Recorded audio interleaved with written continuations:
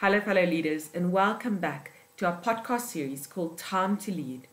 Within Embracing Change, I would like to take you through today how to move from surviving to thriving.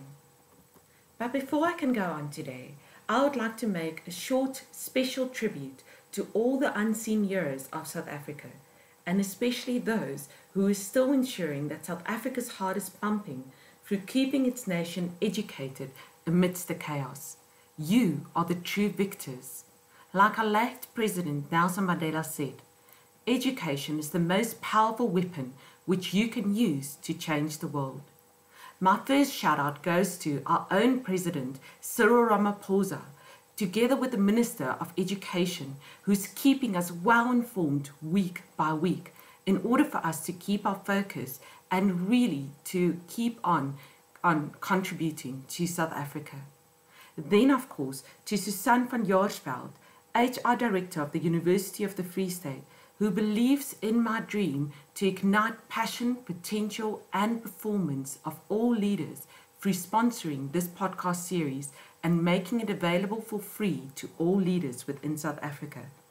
People such as Jaco Deacon, Deputy CEO of FETSAS, who is currently doing webinars with over 500 headmasters as well as teachers within the schooling system, and ensuring that we can jump into this fourth industrial revolution through creating an online learning platform back in secondary as well as primary schools. People such as Nicole Cyril Martin from Lumina Learning, that is from London, ensuring that all Lumina practitioners are still making a difference within South Africa.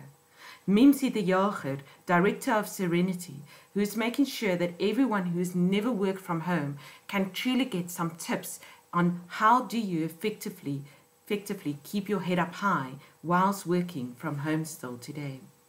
Amy Peterson, who's working behind the scenes from Peritum Agri to make sure that our agricultural leaders will still be educated and well informed during this time.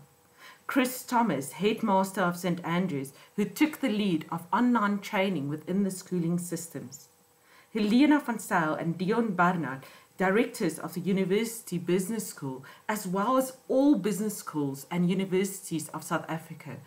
Thank you that you're keeping all students still educated amidst the chaos.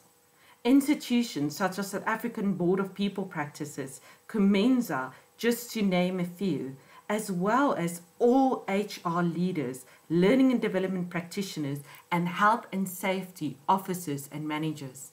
Thank you that you're keeping all employees well informed.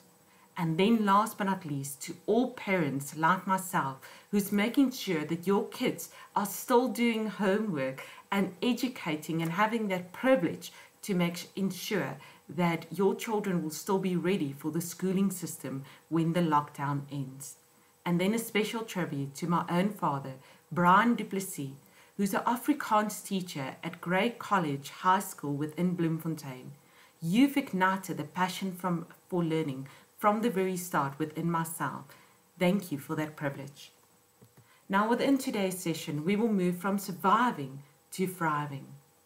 We will go through to understand, when do we make the choice to cope? What is your circle of influence looking like? And then thriving through going into the growth zone. Now, Stephen Covey had this wonderful model that he put together to illustrate to us how do we move from victim to victor. At this stage, I would like to encourage you as a leader to still have the empathy for all your employees within the corporation, and to remember not everyone move at the same pace through going through the change curve.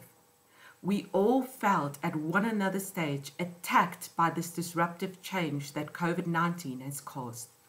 You can go through a feeling of numbness, being upset, but then, ladies and gentlemen, you can make the choice to either cope or feel defeated.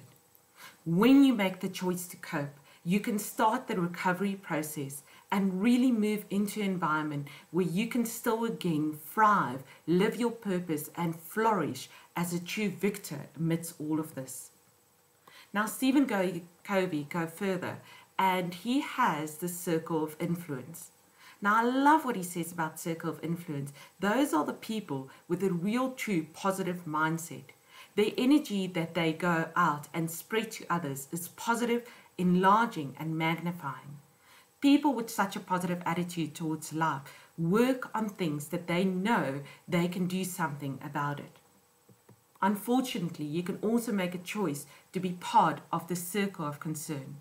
The result of this, however, would be blaming, accusing, and reactive language, and you will increase your own feeling of victimization. These are people that has a negative mindset and keep continuing worrying and complaining. They focus on the weakness of others as well as the problems within their own environments, and that they feel that they have no control over their own environments. Yesterday, within the Lumina Learning platform, Lata shared with all of our practitioners a model adapted from the original Learning Zone model originally created by Tom Siniger. And I would like to take you through this model. I apologize that it's not as clearly seen, but I will take you through how to move from a zone of fear into a zone of growth. So what can you do during the COVID-19? If you stay in the zone of fear, you would probably have contaminating emotions relating to fear and anger. You will be hoarding food and going into panic buying, forwarding all messages that you receive without thinking, and even be very easily irritated.